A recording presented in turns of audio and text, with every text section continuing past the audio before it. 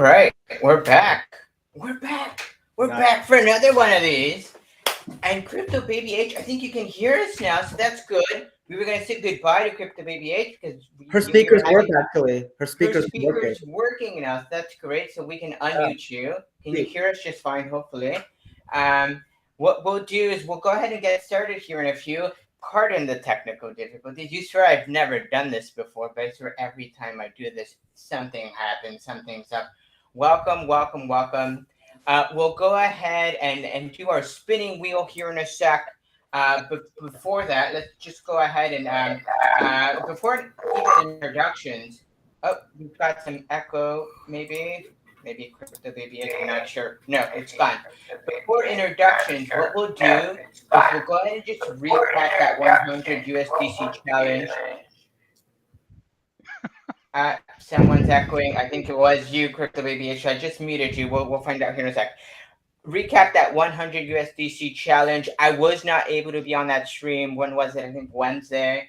Earlier this week with Chaos Cast. I know it was covered, but we'll give you those details now for all of you who may be interested in participating alongside us. So we're gonna keep it very simple. It's 100 USDC plus one Jewel plus one Clayton token. So no, we're not picking favorites here. You could start you can start questing or doing your thing in Crystalville or Serendale, up to you, your choice. Additionally, the other parameters, no bots. Despite Guide Kid's attempts to sort of circumvent the no bot conversation, he's like, oh, but rules are meant to be bet. Not this one, since hard coded into the system. We're not breaking this rule. No bots, no OTC stuff, no selling to yourself and selling yourself mythic pets for 10 jewel here, Mosh and Chris. So none of that. Right, exactly, Mosh. Looking at you. No, so super simple, and then 30 days. So at the start so what we're doing is at 9 p.m. PST, 12 a.m. Eastern. We'll go ahead and sort of launch this. I know some of the crew already have their tokens ready. They're ready to go. If you're wanting to participate, feel free to tag along. We'll reconvene in about 30 days, about a month, and then for those of us who want to continue on, we can retouch bases here in 3, 6, 9, 12 months. And we'll take it from there. But for now, I think the main goal is that in 30 days, we'll go ahead and hit this off. We'll reconvene as a group, and we'll find out who's indeed and it's probably me, who is indeed your worst streamer strategist here on board. I'm looking at some potential winners here on screen. There's one rule. There's one rule that I want to add that I realized last night that would break the whole thing open, which is manipulating the market. Like if I went in and bought a bunch of shares on the main account, I could literally raise the price and then dump it on my other without being like, you couldn't see that, right? Or I could go in and buy the floor on a bunch of heroes. All of a sudden, my hero that I list at 160, which maybe like 30 crystal more than whatever else, right? You can manipulate so many ways. That's got to be not allowed to an honor system, obviously. Honor system, of course, yeah, absolutely. No trying to spin the Guy Kid. I'm looking at you. You're not on screen, but I'm looking at you. You're trying to bend the rules here. Totally get it. But all jokes aside, I think we're trying to sort of play it clean with the assumption that hey, you're new to DFK and you want to try something new. NFA, as it was mentioned, but open it up to everyone. It's definitely not an exclusive invite there. So we'll reconvene. More on that to come. With that said, let's go ahead and maybe just do some brief introductions. I know a lot of us. What I'll do is while you're doing that, I'll be taking names to spin wheels to see who's repping who. We'll go ahead and start with you, Mosh. We've met your brother, but tell us why you're the better half. Introduce yourself. First, I was first, baby. Second place is the first loser. The beat knows go. that. No, dude, we're two peas in a pod. Me and the beef, dude. Twins. He got me into DeFi Kingdoms, and I've been kicking his ass in it ever since. So it's what keeps me going. Love it, love it. Brown Jen, you need no introduction, but we'll go ahead and give you one anyways. Okay. Winner of the first round of these, and last I checked, I think you have the highest score out of any of these. So, Sweet. no, no pressure, guys. But if you're dethroning anyone tonight, it's Brown Jet. Brown Jet, reintroduce yourself. Well, honestly, like this is a really solid panel, so I wouldn't be surprised to lose. And it'd be a pleasure to lose to all of you guys. I've been in DeFi Kingdom since December of 2021. I came into this when I heard about this fantastic crypto game from some of my friends in the Magic professional community, and then so I've been here for the highs, I've been here for the lows, and hopefully the new all time highs. So we'll see how it goes. I love it. I love it. Spix, you're new. I don't know that anyone here on the team has maybe met you. I know you sort of you do your thing here on Twitter, and maybe some interactions on the back end. But introduce yourself. Tell us who you are and what you're all about. Yeah, absolutely. So I was originally billed in the ads as Luke Ethwalker. I'm the same as Sticks Intern. We have one person. I just made a DFK focused account, and I'm trying to write more strategy guides because I used to be a strategy guide writer for Tempo Storm, about Heroes of the Storm, the game that I love to play for so long. And so trying to get some of that going in DFK. In my main, 9 to 5, I practice law. And none of what I'm saying here tonight, obviously, constitutes legal advice. I'm talking about a video game, so I hope that should be obvious, but feel compelled to say that. And yeah, that's what's going on with me. Looking to get Love more it. involved. I have a few governance posts on the forum, on the talk forum, so I'm pretty active on that site. Love going there. Love that it's available. And I'll stop there. Love it, love it, love it. Yeah, no plug for the what is it, the questions. If you don't ask questions on the back end, and I guess we have no right to complain. And I'm talking to myself because I talk DFK, but I don't frequent asking those questions, maybe reading up on them. Friends, Boxside Chat. I'm gonna take you guys' moniker. You guys are no longer the non-well podcast. I'm gonna steal that from you guys. I'll probably own that here. But friends, introduce yourself. Who are you? What do you do? Yeah, part of Bugside Chats, as you mentioned. Also part of the DFK Fight Club team. So check that out if you haven't. And Sarge, I just want to say I think you're doing a great job. I think you look great tonight. I don't know if you got a haircut, but it's working. So when those points start getting handed out, just keep that in mind. Hey, you can't buy love, but you can buy points. Let's give you two. What can I say? All right, good start. Ted, Ted, you're a legend in your own right. You're a streamer as well. Your main focus is doing Madden streams, I think. But DFK, who are you? What do you do? Tell us about yourself. I've seen you started streaming some DFK stuff as well. But tell us about yourself. Yeah, my name's Tad. Go by Afex or Effects or Effects. Either way. Mainly into console gaming, but played a couple PC games like League. I just gamer at heart, strategist, theory crafter. Pride myself on breaking the game every single game I play. I try to get top 100 in the leaderboards, at least. You know what I'm saying, or the highest. The highest. Like I play Smite on console, and I'm a master in Smite, which is basically top 100 in the world, and I've been playing for like 3-4 years. So yeah, in terms of DeFi Kingdom, I'm a ADFK guild member.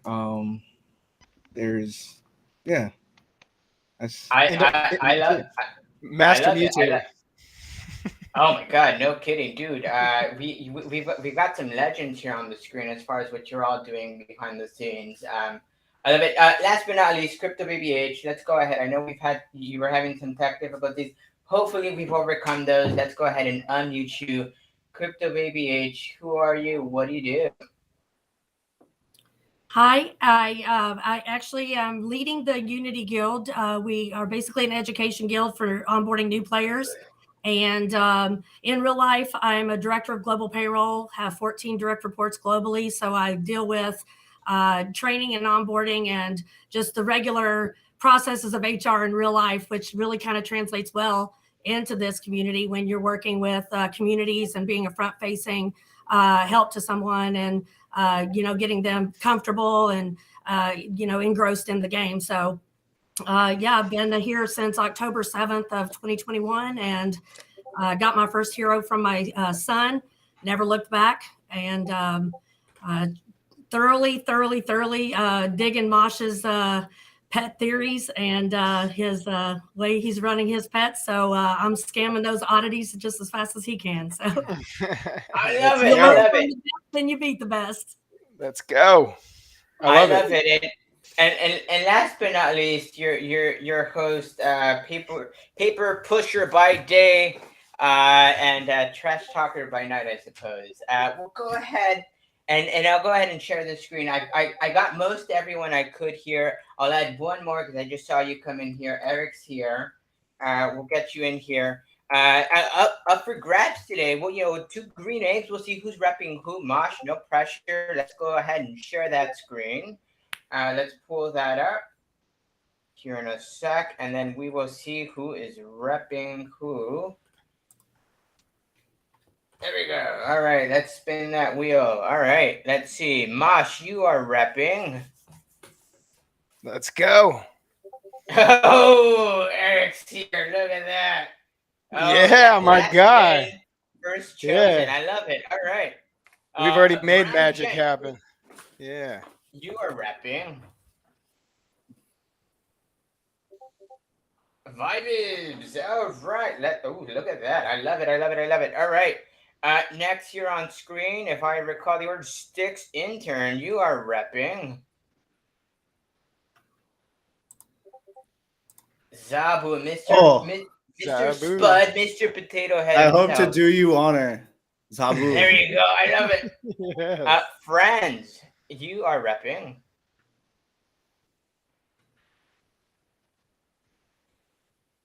RK3.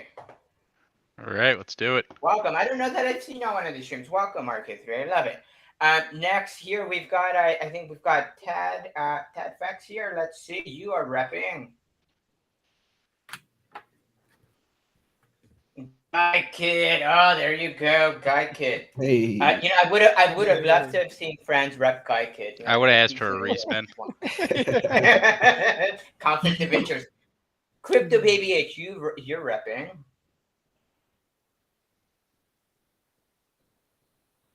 Eric's here. We can't have that happen again. Spin again. Here is Zabu. Oh my God! I know there's a way to get rid of. Hold on. That's the Well, I exact love order. Zabos, but we can give him deuces. But that is the exact order. WTF? Rigged. The hell? Rigged? No kidding. Well, and you guys are seeing it on screen. So, you know what? Crypto Baby H, of the names you see on screen, who would you like to rep?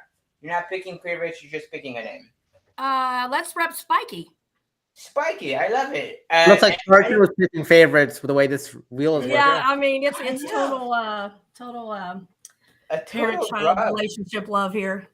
Yeah, no kidding. All right. Well, yeah, memo to self. Anyone who uses these wheels, apparently they're riggable. Who knows? All right. Anyhow, all right. Let's go ahead and get started. We'll just recap some of these rules real quick. You've seen it before. You've seen it. You. We'll just recap quickly. All right. Everyone's gonna get 1 minute. Of course. More points for answering the topic or the question at hand. You're able to go back and sort of comment on someone else's question. Go over that minute. You get a few seconds to maybe finish it up. Let's stay on track. Let's stay on point. Let's see here. What else you've got? Points are awarded arbitrarily. That's for sure. We know that. You can use your minute as you wish, as I mentioned. A guest. We'll go ahead and just spin that around so that no one person starts first. We've entered into a raffle. Again, hot take. We love it. Let's just get into it, and maybe this teases off our next challenge. We had a question submitted. We'll start with questions submitted. I'll keep it simple. Our next challenge. Hey, $100 was nice. Coffee Attack NFT is asking, as a new player, what would you do with $10,000? And I think maybe the question's more of, you're not a small fish. You're maybe somewhere between shrimp and whale. I mean, how do you start knowing what you know, doing what you've done over time, how are you starting? Again, none of this is financial advice. It's for fun, it's entertainment purposes. Go ahead and just throw that out there. But we'll go ahead and start with you, Mosh. I mean, what are you doing? You know, you're not $100 DFK player. You're a well of sorts. What are you doing with well money? The one thing you do starting in. Not well at all, but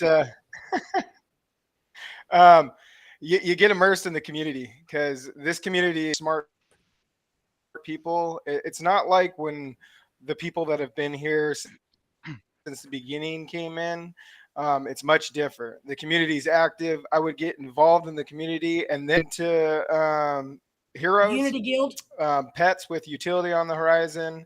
But I'd really immerse myself in the community and learn before I started just throwing that money around because it's a big ecosystem. There's a lot of different things you can do. But I think the NFTs would be a fun start, you know. I love it. I love it. No, that's a great. Is that You my know what? time or The do I keep timer's not going? working on screen, but I'll have it on my phone. You've got a couple more seconds if you want to respond a bit more. It's up to you. All right, you're timed out. I love it. Community, that's interesting. In the gardens over there in Sarandale. No, that's great. I love your community take because it's sort of interesting. A lot of what I've learned, a lot of this OTC stuff. I've reached out to friends. I've reached out to you. I've reached out to some of the other players here on the screen to say, hey, you know what? There's a pet. There's this thing you own that I may be interested in trading for. I may be interested in owning. Let's talk. Let's chat. And if it isn't for knowing those community members, I mean, I'm not going to interact with More, Joe Schmo, right? Yeah, trading summons when you have like a myth. Well, Trading summons when you have an elite dragoon and somebody else has more a so double the advanced four. sage, and neither one of you have anything but one summons, and you can just swap it out in Discord and make those trades with their trust. Exactly. Mosh, any final thoughts before I move on? Are like involved in the community chats, DFK forums, different guilds. I mean, there's a lot of teaching and learning going on there. The peers really inside the guilds and the DFK server themselves. All right, cool. So we're gonna default to new strategy here. Screen timer is not working, but I'll call out 30 seconds and then 10 seconds and then timeout, right? Brown Gent, Do I get 3 minutes and a group discussion too, or no? You get 4 minutes and group discussion as well. Give us your take, man. I mean, what are you doing as a well of sorts? Okay, so the first thing is, Sergeant, I got to say, you look absolutely handsome tonight. Make sure you smash those points better if you can. But it really depends on the kind of player you are, right? Like Mosh just said, like Mosh is trying to be reasonable here. Like we all know he's gonna hit up the hatchery and just go infinite. Like let's be honest. Myself, some people think I'm a super nit. However, I think you gotta go out there and diversify your assets. So step one, finding out what those good investments are from those who you sort of respect or are sort of held in high regard. Beauty about crypto, doesn't matter what people say. Watch what they do, right? Like if I was lying and saying I'm in the hatchery all the time and, with the exception of 2 days, that would be a lie, right? If I'm sitting there lying and saying whatever, you can look at my wallet, see what I'm investing in. You can see what the most successful players are doing. Diversify there. Personally, I don't like inflationary goods. That's why you'll see me pick up Gen 0 heroes, mythic heroes with perfect summons. I'm looking for like matching subclass. Just focus on that stuff. And I think you can build up a huge account by following AMAs and really setting the trend, right? I think that's how you do it. Love it. Sticks intern. What do? You're not a whale. You're not like $1 million whale maybe, but you're not coming in with $100. I mean, what are you doing to come into this game and sort of shaking things up? And you're muted, so let's get you unmuted. There you go. I totally agree with what Mosh and Brown Gent just said about learning what you should, because when you're putting a big amount of money in the game, you need to learn what the investments are. As Brown Gent said, you need to get involved in the community, as Mosh said. And then once you've done that, if you're me and you're coming in, what I would do is throw a hefty chunk in the gardens, right? Because gardens unlock two things in the game. They unlock gardeners being powerful, right? Because you get actually rewards when they go out instead of just the kind of weak item rewards that gardening has. And then it also unlocks mining 20 power seconds. because you get locked jade or crystal wherever you're going. So I think do that and then get a pair of Gen 1 10 of 10s and just experience the joy of summoning. You know what? Extra point for finishing here within time. But you know, the 10 of 10 summoning, what a rush, right? There is a rush. Gen 0 summoning, don't get me wrong. I'm sure there's a tremendous rush. I wouldn't know because I don't own one. But those one-on-ones, I mean, that's where it gets interesting, right? You get into interesting mutations if you, unless you own that nice mutation wise, I'm going for class and matching subclass so that they both have a chance to mutate, whichever I'm going for, like advanced, elite, whatever. Class and subclass I think are really fun right now, especially with the class trees coming out. Absolutely. Friends, minute here. I mean, what are you doing? You're not a shrimp, you're not a multi-billionaire, but you know, what's your first move into the game? Yeah, I think with that size of stack, I'd have to be going after Gen Zeros. They're the most rare heroes that you can get. They birth all the other heroes. I think they, will stand the test of time. Maybe a little bit in the gardens. I think diversifying is a great idea. You want to have some kind of set aside crystal to have fun with. You see someone like Mosh hatching all those eggs, you might want to do it too. So I wouldn't blow the whole stack on Gen Zeros, but I think that would be my goal, and then kind of building off of that and selling the the heroes I get, and kind of building the account that way. I love it. I love it. Tad, we'll give you a minute here. I mean, what are you doing? You're new into the game. How do you invest? A nice hefty amount of USDC here. All right, so 10K USD, right? First thing first, you're gonna buy 2 Gen Zeros. You're gonna try to find good matches, find good pairs that have good advanced traits. Even if you're not even gonna go for the advanced class, try to find at least a double advanced ability match. That's the most premium right now in the tavern, besides subclass, advanced subclass. That you're gonna take half of that, so that's gonna be around 2,500 to 3,000 USD. Boom. That's opt in. With the rest of the USD, 4,000 to 5,000 left, you're gonna buy Gen 1 10 out of 10s, right? You're gonna buy about a good uncommon basic hero pair is about 200 crystal. So that's about 400 crystal. You can get about 100 of those, right? For about 40K crystal, which is like, and then you summon them all the way down, and you'll have a good chance for advanced, rarity, mythic, legendary, and then do that. And then anytime you hit a mythic advance, sell that off for profit and just keep churning it. I love it. I don't know if those numbers are right, but you sold it. I believe it. So I think Tad needs a few more points. Yeah, no kidding, man. Jeez, you got to toss in those numbers. Lie to me, and I'll believe you. Crypto baby age. What are we doing? You're not a multi-billionaire. You're not a shrimp. But how do you invest a fair amount of money into the game? 10K. Well, with 10,000, I kind of disagree with Tad because I'm shopping some Gen Zero pairs right now, and it's more like 16,000.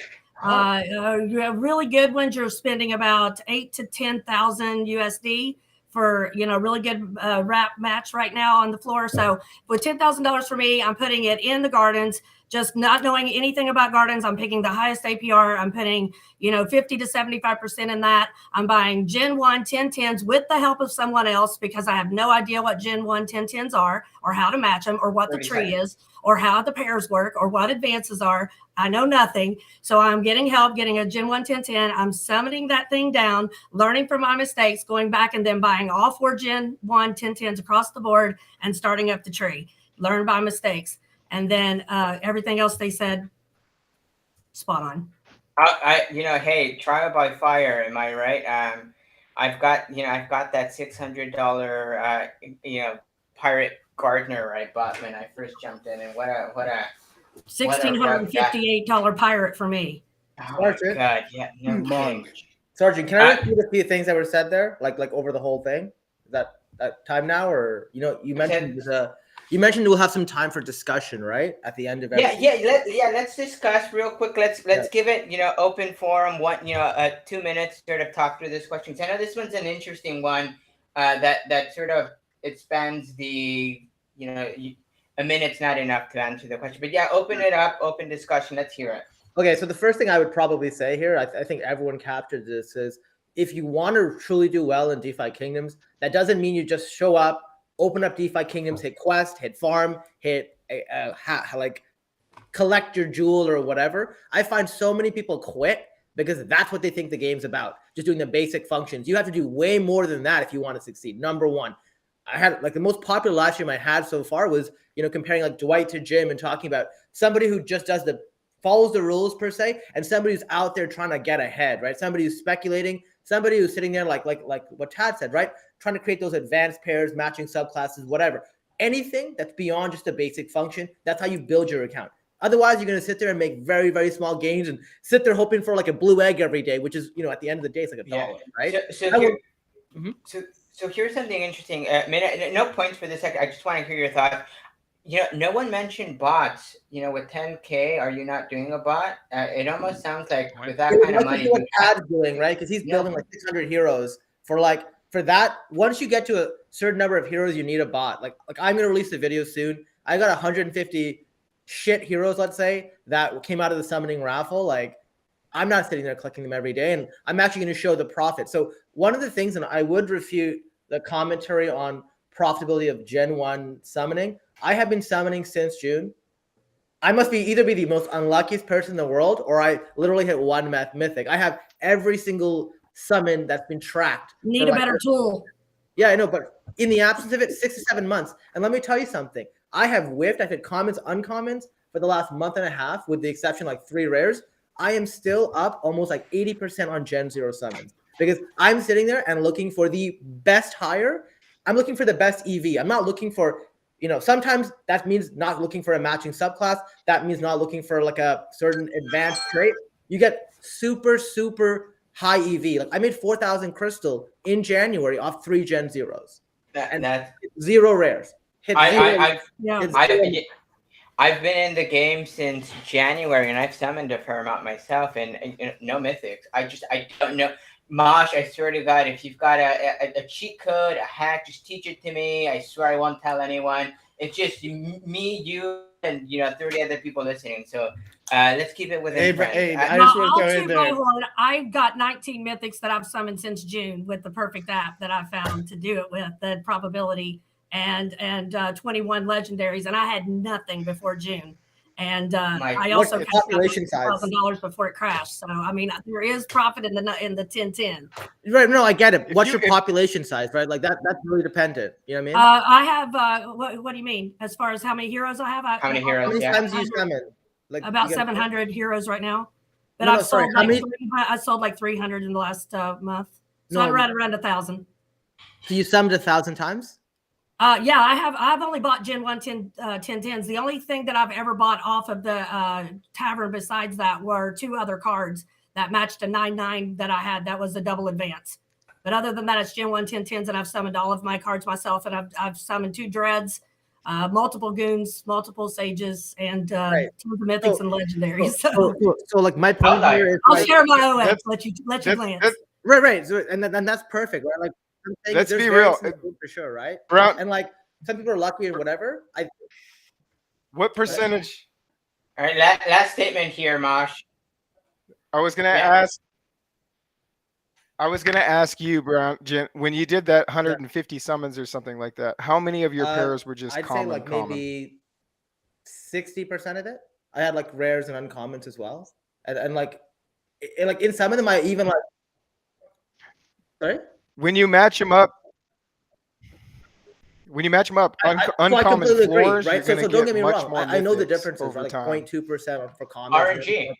But like what I'm talking about is like I've summoned like 300 to 400 plus Gen 0 summons, and they're rare plus, right? So the first one was like I've rented a bunch of mythic heroes too to do it with, still with, right? Well, so I'm just saying that this varies in the game, and we could look at that. Yeah, Gen 0s are only rare and higher. Like even there, it's 1% at least, right? So All right, we'll move on to this next question because it is an interesting topic, and I know we can certainly talk for a while on it. I have to say, Crypto Baby H, I'm sure RNG is definitely in your favor. I know you've talked about it too. We'll talk offline because I'm interested now. But we'll move on to this next question.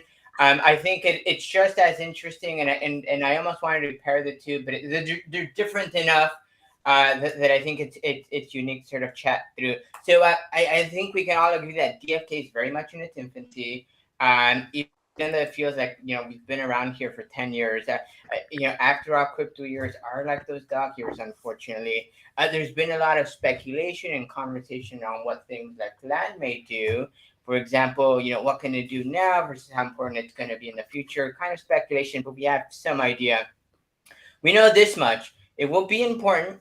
How much? Speculative. We're not sure. And it may be the rarest NFT in the game. Could be, could not be. I mean, we're not entirely sure.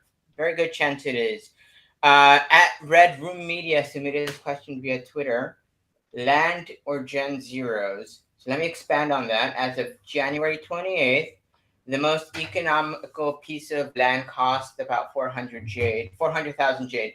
And at those prices, for reference, you could probably buy at that time roughly 16 Gen Zeros if you were to sweep the floor. So you're not looking for matching pairs, you're just sweeping the floor, 16 Gen Zeros. If you were to sweep the floor, like I said, if you had the choice, which would you prefer, the 16 Gen Zeros or a slice of prime real estate?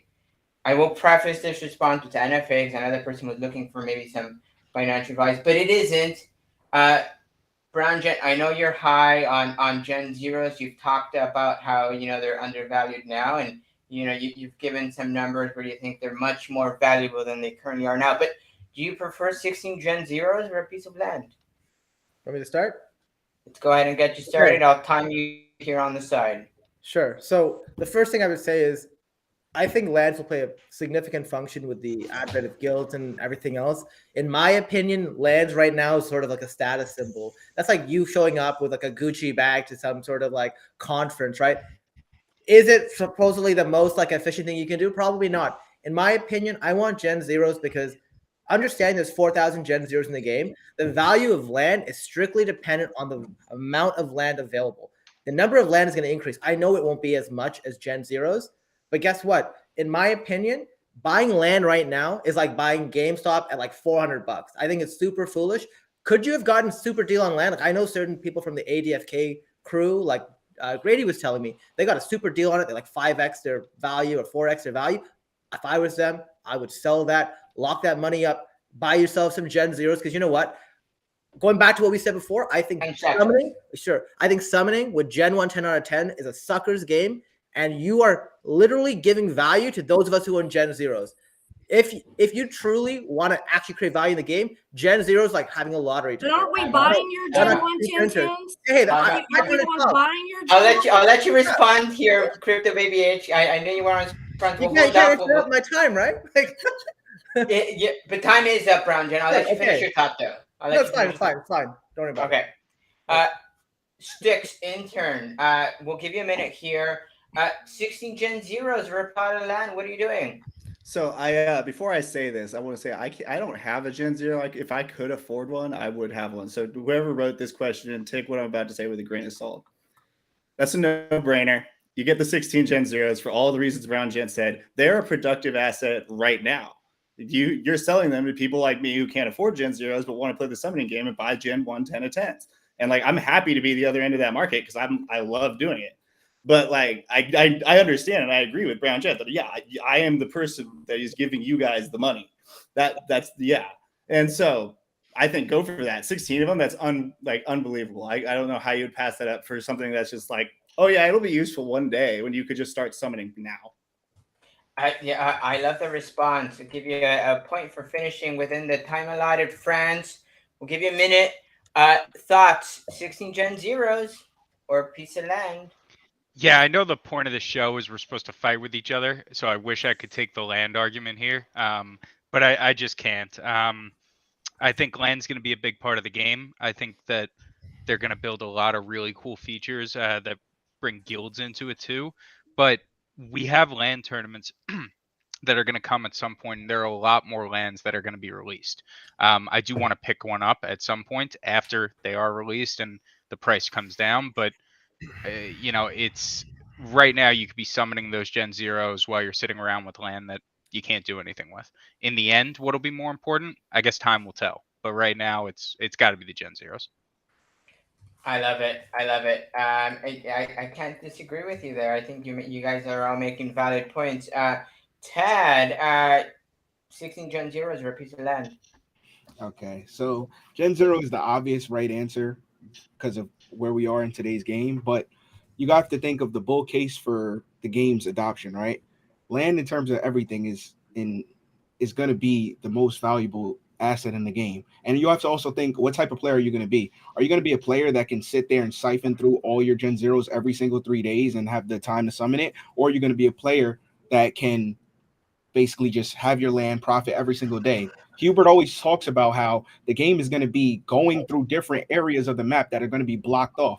If your land and you can put a certain amount of, let's say, 25, 50 jewel per entry for people to go through your land every single time they come through, that could eventually be way more than Gen Zeros could ever possibly be. And also, the bull case for Gen Zeros in the upcoming bull market is probably what, 3 to 5x? Land bull case is probably 10 to 20x. So Gen Zeros are the right answer in terms of profit wise, but lands for guilds, if you're a guild owner, you have to have land. I love it. Crypto Baby H, I know you wanted to respond to some questions, but I'll let you answer this question too. We'll give you a minute, 30 seconds, 10 seconds. We'll count you down. 16 Gen Zeros or a plot of land. For a guild, but since I'm leading the guild, it's my responsibility to get the land. So I'm going for the land. Also, with regards to what Tad said, perfect example, guild ideation. We can sell off pieces of our land, time for our land. If we have water on our land, we can fish on our land, we can mine on our land, we can garden on our land. We can do everything on our land once we own it. And it's going to be a major part. I'm not a fan of Gen Zeros other than for supporting the guild and training land all the way for me. Oh, that's a hot take for sure. Okay, all right. We'll go ahead and skip Mosh and go to the next question. I'm just kidding. Hey, Mosh, I gotta give you a hard time. Just right before stream, you start showing off. You just summoned another mythic pet. So, congrats, Mosh. Reluctant Mosh. Trying to throw you off. I'll go. A minute. Go for it. The correct answer for the question is the Gen Zeros right now. But both are super important, especially if you have guild aspirations. You're going to want land. But if you get the 16 Gen Zeros right now, you can earn or make assets along the way to get you land. Like you'll get it. 16 Gen Zeros, you can do a lot with. Trade wise, I mean, it's a no-brainer. The amount of Gen 1 10 of 10s that you're producing there, done deal. You can mutate down from that. You can farm with it.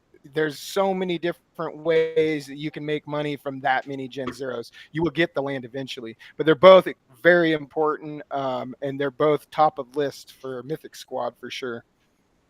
I love it. Looking into the Mythic Squad playbook, interesting.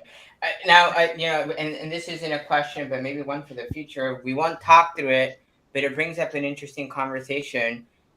How much more important is it to get matching pairs that actually matter with the right kind of mutations? I'll let you guys simmer on that one. We'll save that one for another day. Let me go ahead and show you guys the video, and then we'll respond to the video. Hopefully it works right. This is from Chaos Cast, a couple of Chaos Cast that goes. I think, we'll watch it. We'll talk through it. Let's go ahead and put that up. Let me go ahead and cue that up here. 1 second. But that reminds me of there's that feeling. No of, audio coming. Like you're looking at this character, it looks like it should fly, so it bothers you that it can't fly. Like that was a common thing with Magic, of it's a bird. Wait, what do are you other people mean hearing it doesn't this? 'Cause I'm have not. flying? Yeah. I'll recap, but it sounds like you may not. It's flashing. That's what I see. Okay, no worries. So I'll recap what the video is. It's a video of Risen chatting about visuals and how frustrating it is for a player who's playing, let's say, something like Magic the Gathering, and you've got a hero with wings, and you're telling someone, hey, what do you mean this hero can't fly, or this, this player or this creature can't fly? Cyclops Dragon. It That's should. what he's talking about. Yeah. From Right. Yeah. It should fly. Right. I lost so And many if you games to that. yeah. And in terms of reading into the comment again, and I will say, and I will preface with anything in DFK, even things that come out of these AMAs, unless it's really written in code and sort of made into a smart contract, it's not necessarily going to happen or come true or come to fruition. But I will say that it brings up an interesting conversation. We've talked, I know I've mentioned the idea or the concept of things like visuals maybe mattering a bit more than we think. Maybe down the road, certainly, maybe for PvE and not PvP. With that said, we'll start with Sticks. Is there a feature or something from maybe a background, maybe an appendage? What sort of is interesting to you that's being underplayed right now, and why? Okay, so before I answer, you got to call me like intern because Sticks is someone else. I'm his intern. Intern. All right, we'll go with intern. Intern, what are you doing? What's interesting to you? And so, I really didn't understand the lead up to the question. I'm not gonna lie, that was a lot for just what do I think is undervalued right now. But if it comes to aesthetics, I like the wings. I think if we're being honest, the wings at their size would probably be vestigial and couldn't support flight. So if we're talking about realism here, they need to be like way bigger. And so I really don't buy his argument from that Chaos Cast, which I watched. But I would love it if they made you fly, or like skeletal wings gave you some sort of bone strike Kerrigan attack from StarCraft. That would be really sweet. And so if that comes to pass, I would love it. And I'd probably prioritize the bone wings. And I mean, it probably makes the tentacles. Like imagine that if you just have like Cthulhu's Call and you use the old gods or what. I don't they have names for them now in this game. Oh, I can't remember it. But yeah, I like them, but I'm not going for them right now. They're probably going to be undervalued if they have a use. No, great point. Minute, perfect timing internally. No, and I think to maybe recapture, I think you captured the spirit of that question, but maybe rephrase it. Assuming there's practical applications to these visuals, Franz, what's sort of interesting? What attracts you? What do you find maybe captivating about seeing utility and when it comes to these visuals? What's interesting to you? We'll give you that minute. Yeah, I mean, who doesn't like a good-looking hero, right? There are certain visuals that I hate, the bald ones being, one of the main ones. But no, I don't see them kind of impacting the game. I don't really think odd pools or anything like that are gonna play a part. I mean, we've recently learned that the backgrounds aren't even gonna play a part for a while, right? So if something that seems that essential to the gameplay isn't gonna be added for some time, sorry, I'm a little distracted by the intern. He threw me off my game there. No, but if something like backgrounds isn't even going to be implemented for a while, I don't see cosmetics kind of coming into play in a gameplay setting. I love it. We'll go ahead and go to Tad here. Tad, I'd love to go back and give you a point, intern. So I'm going to do it. So let me give you a point for that. I think he deserves it. He does. Tad. So, I mean, with these visuals, is there anything that's sort of intriguing you, captivating you? I mean, maybe you're not sort of going out there and trying to, aim for these, but sort of maybe something interesting that piqued your interest that maybe other people aren't thinking about. Oh yeah, for sure. I love heroes that have a good aesthetic. It's a +1 if you summon something and has a good aesthetic. It also, if you have a good card, legendary plus, and has a good aesthetic, people are going to be more likely to buy another one that's the same exact card that doesn't look as good. So I'm an aesthetic guy, but I don't go for it. But the thing about this game is that from the beginning, if you go back to the DeFi Kingdoms docs and you go back into all the discussions of what the devs have said, mainly Hubert and stuff like that, there's a lot of things that change very often. So yeah, right now, wings might not mean something, but in the future, it could be +2 evasion, +3 agility, something like that. It could end up being a stat that's a bonus. Odd pools from that recent AMA, it's still confusing on if they're going to actually mean something, but the game has always changed, and we have a lot of influence on the developers. The developers are actively watching the community, listening to the discussions, and then changing what they're building based off of what they see if it's a smart idea. So we have a lot of influence, and it's the only game where we're pretty spoiled because we can actually change something on the roadmap. It's so true. I love it. I'm gonna give out my OX that devs can look at my wallet and just specifically make the game so that I'm much better than I'm actually am. So with that said, Crypto Baby H visuals. I mean, anything intriguing that you may be bullish on or that you're interested in. Let's go ahead and hear it. Give you a minute here. Yeah, I'm going to go with the total female response. I mean, I don't know if you guys have been in Gen Chat and talked to Kimmy, Little Bunny, Purple Onion, me, Pie Face, all of us women. We're looking for the pink hair, the elite hair, the transcendent hair, the wings, the white wings, mythic paladin with white wings. Beautiful. Absolutely beautiful. I'd pay double for it. Absolutely. We look at the curb appeal. You guys know we don't care about the foundation. We want what's pretty. And that's just straight true. And I'm telling you right now, I have learned how to do my advances by learning how to do my visual advances. So I have all the wings. I'm getting ready to get a tentacle dragoon. Just need that aura pally that matches up to my orb DK. But I'm telling you, yeah, we love those visuals, and we are buyers and big buyers when it comes to that. So I love the visuals, and I actually do think they're going to have utility 100%. I love it. I love it. No, hey, sometimes it doesn't matter what they do as long as they look good, right? Mosh, you have to be into some sort of visuals. I mean, let me hear it. What's sort of intriguing to you? What sort of visuals are you looking for, if any? And what sort of what's intriguing to you here? Let's hear it. So I don't look for the visuals. It's a cherry on top, like Tad was saying, for me on my checklist of things. I think they're cool, and they're NFTs. And who doesn't want unique looking NFTs, right? That's like the name of the game. I totally understand their place right now. We are in beta, so everything in the game is it's in progress. Like, they're building around us, and so they're very hush hush or limited when they say certain things about these mutations, like they were with the traits before they came out, and such. So I think they might have a place down the way, but we do have the ability to kind of influence the devs. I mean, we're part of this team. Believe it or not, they need us, and they've done stuff like this in the past where we've pushed this. They could have kicked traits to the curb, but they decided to go forward with it because people were getting into it underneath the game, and so they weren't announcing anything on it because they weren't sure that they were going to do anything with it. So they could be viable down the line. Time's up. I love it. It's interesting. Maybe we're more influential than we give ourselves credit for. Brown Gent, same question. I mean, practicality when it comes to visuals, if any. I know you were nodding your head there with the wings and the magic sort of reference. As far as any visuals you might be hyped on, just based on what they look and what they could be doing within game. I mean, what are you hyped on, if anything?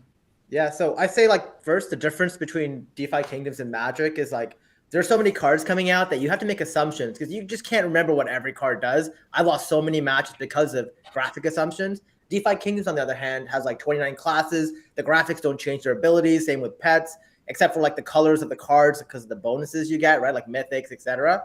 So most who actually play, like, I mean, I'm hearing differently now, but it won't be much of a game changer.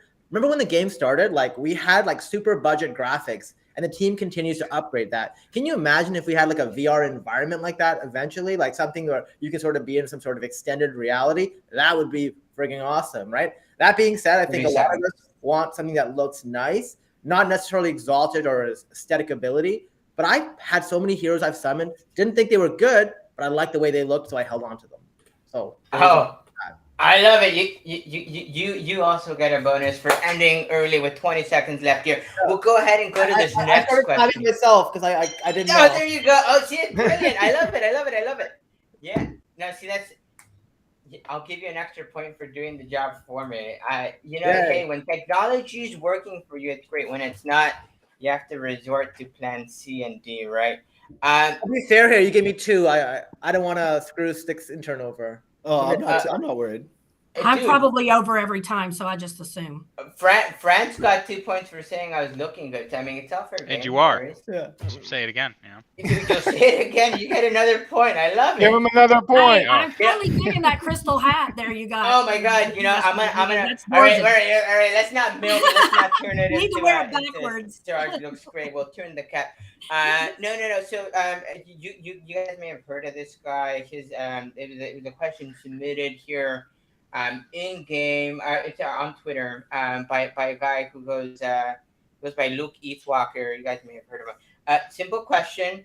And I loved it. What's the best update since launch of DFK? I mean, you can choose from a lot of things.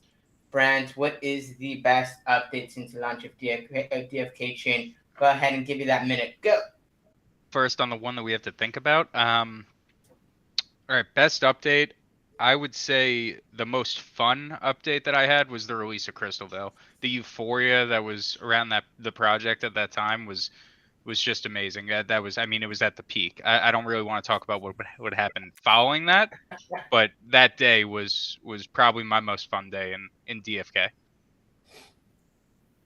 Keeping it simple, you know, I agree. I can't disagree with you there. It's sort of interesting. Even the lead up, right? The PJ journey. I mean, what hype? Uh, Even 7.2.0 couldn't match it. Different times, I suppose. Tad, we'll give you a minute here. What you know, launch of DFK chain. What's intriguing? What's the most interesting update today? All right. So the most interesting update today, and I think it's the most impactful, has to be dark summoning. We were at a stagnant hero floor at 30 to 32 crystal before dark summoning. The items that you quest for and all the tiers and stuff were at the lowest point. DeFi Kingdom's ecosystem were people complaining about heroes not having any utility, being worthless. The ROI was about 8 months it got up to, and now it's down to like 4 to 6ish.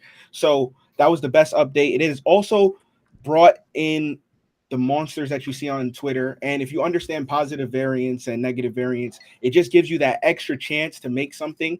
You have 5 chances on a normal advanced summon. You get that extra 6 chance, and those extra 6 chances with the boost of rarity floor has basically allowed me and a bunch of other guys that summon for greatness to create great heroes, and sacrifice is necessary. So it basically takes a lot of good heroes out of the game, and it's a blessing for the ecosystem. Yeah, Sarge, can I change my answer? I want to go. Yeah. Hey, no kidding. It's hard to go first. I was hoping that I was going to get to go before him because that was. Oh man, no kidding. You kind of blew that off the most interesting answer to date within the show. I love it. Crypto Baby H. Since DFK launch, what's the most interesting update to you?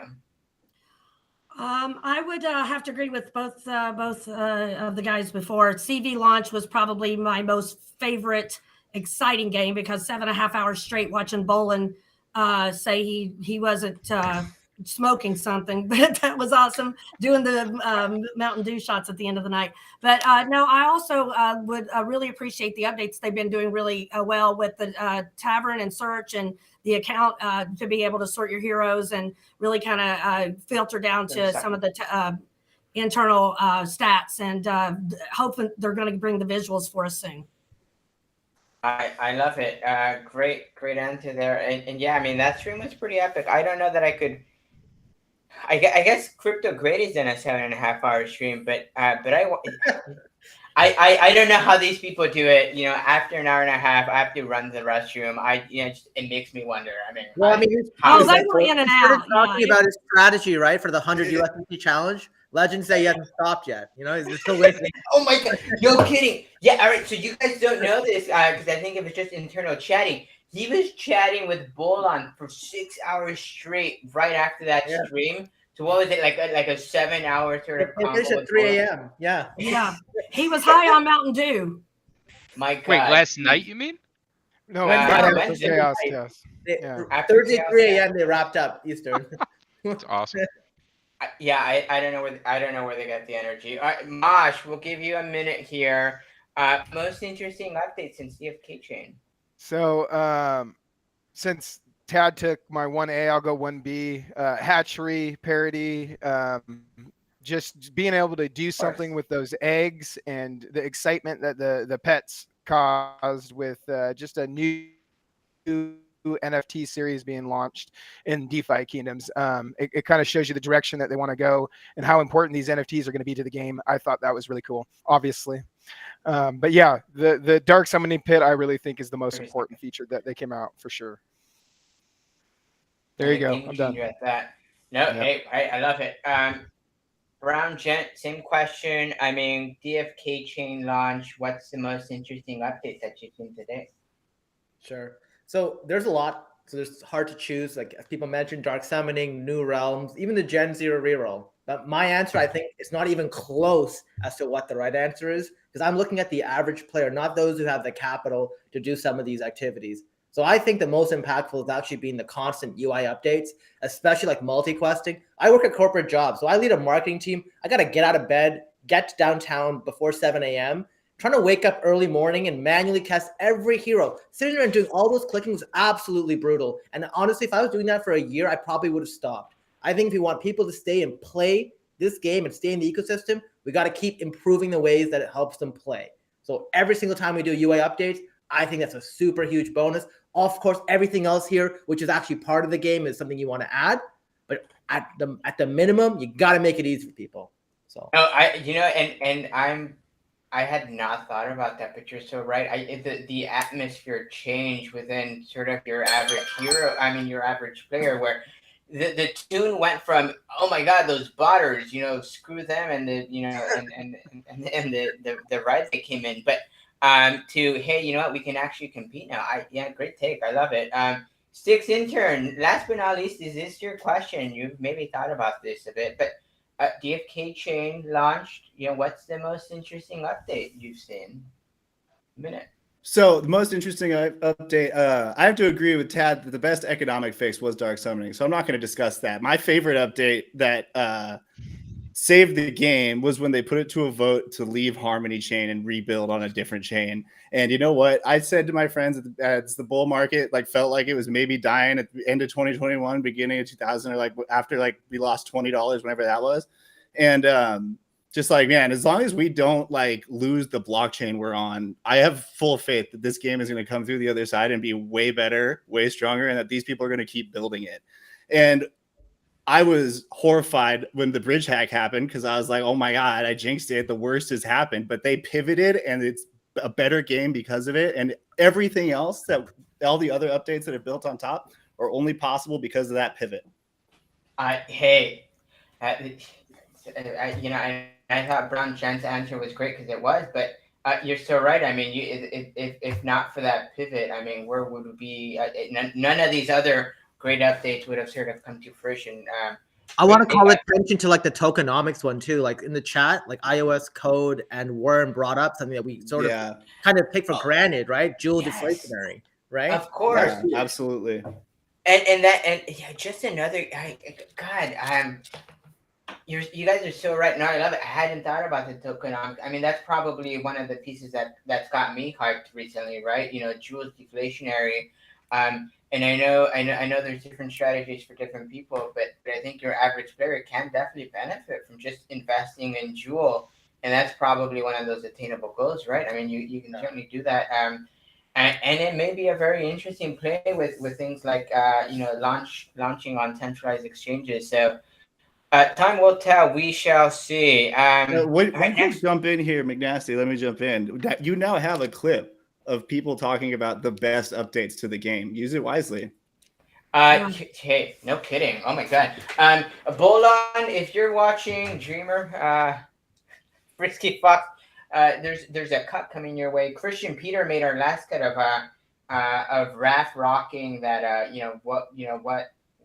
How do you pitch DFK to the average player? That's a great point. That was perfect. Keep in mind, short monetization started 2 days ago. So yeah, and isn't bad to say that the bear market actually kind of leveraged this game in a totally different direction for people that it probably never would have before, because I went from 27 heroes to 686 heroes in a matter of 6 months. And they're good ones. 5 to 100, right? I mean, I mean, I'm even looking at Gen Zeros. If like not for what happened, I'm not buying a Gen Zero at $12,000. I'll be honest Right. with you. It total game changer. Oh my god. We'll do a next question here. Before we do that, actually, I was going to ask. I thought we were going to discuss like sort of like roundtable from the previous. I think Crypto Baby, you had a question about Gen ones, and I had some questions about the land actually. Or do you want to do it at the end? It's up to you. Let's do Or it at the you can DM me and we can chat later if it's not time. let's Yeah, do it at for the, sure. let's do it at the end because I know there's further conversation there. For sure. We'll get a couple more questions. And here's an interesting one. And maybe we end with this one. We have that conversation because I know these questions have opened themselves for more than a minute convos for sure. We'll end with this one because I know it's a question for us all. This 100 sort of USDC challenge has gotten me thinking. I used to work at an office. My first job was at an office in Beverly Hills, and it sounds fancy, but I promise you, I got shit money for it. My boss at the time, he lived there. He lived in the city. One son drove a Ferrari, the other one drove a Lamborghini. And you think, oh my God, he's made it. He's filthy rich, right? He's there. You know what more could he want?